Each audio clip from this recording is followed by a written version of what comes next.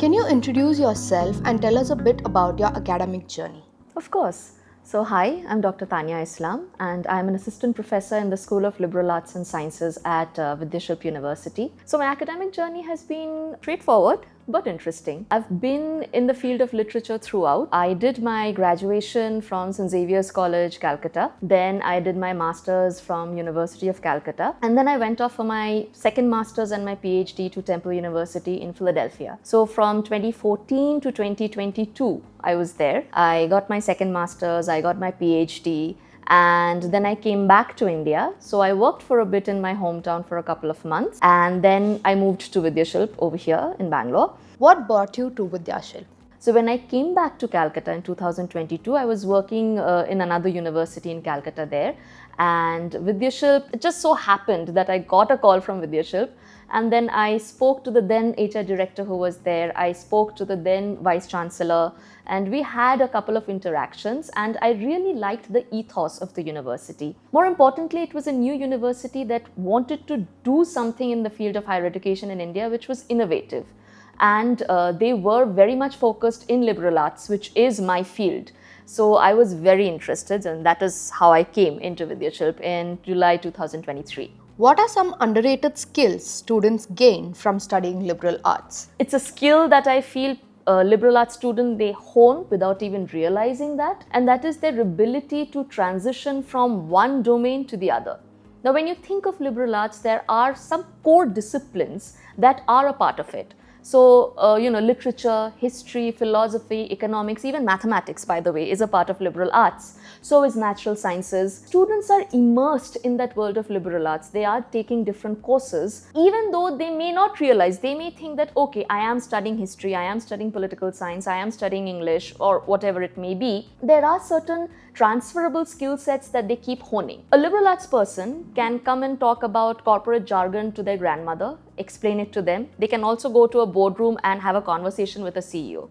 A liberal arts person can explain what is happening economically around you in the world and sit down and tell you that the person, selling tea in the roadside tapri, they can also, talk about that. So that kind of transition from one world to the next is something that I feel liberal arts students can do. Can you recommend a few thought-provoking podcasts, blogs, or essays for students now? For sure. So one, it's a website that students can look at. It's called The Marginalian. Maria Popova. She writes about things from Virginia Woolf to what's happening in the playground next to her apartment, and she brings in theoretical concepts and makes it very easy for everyone. So anyone can follow that. If you talk about other resources, any podcast that is there on Radiolab, it's very good. Anyone can go. They make science very easy. And if you talk about essays, any essay by David Foster Wallace, read it. The way we think about thinking, it questions that, it changes that. Anything by Joan Didion, again, very thought-provoking, makes you see the world in a very different way. And any contemporary non-fiction piece written by Zadie Smith. So she can talk about dancing and she can talk about the world in the same essay. So that's the skill that she has. So any of these essayists, they do change the way we see the world. How do literature, history, or philosophy make us better leaders today? So for any world leader who has the responsibility, who has the burden of an entire country on their shoulders, if they are not aware of that particular country's, that particular nationality's history, philosophy, thought processes that have shaped the way people have evolved, a country has evolved, that leader cannot be forward-facing, because you can only be forward-facing and looking towards the future if you know what has happened before. Otherwise, it becomes very difficult. So there is this West African proverb called Sankofa. It means moving ahead while looking backward. So you do have to have the understanding of what has happened before, culturally, socially, politically also. Only then see what can happen in the future, the way in which a leader can anticipate problems, can see how they can work towards the betterment of their people.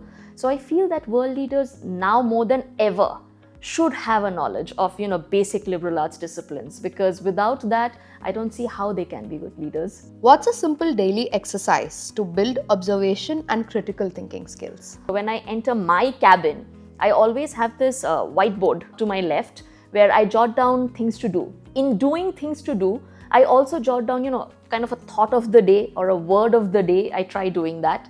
Or if I don't put it on the whiteboard, I have a diary. I do keep doing that also on the diary.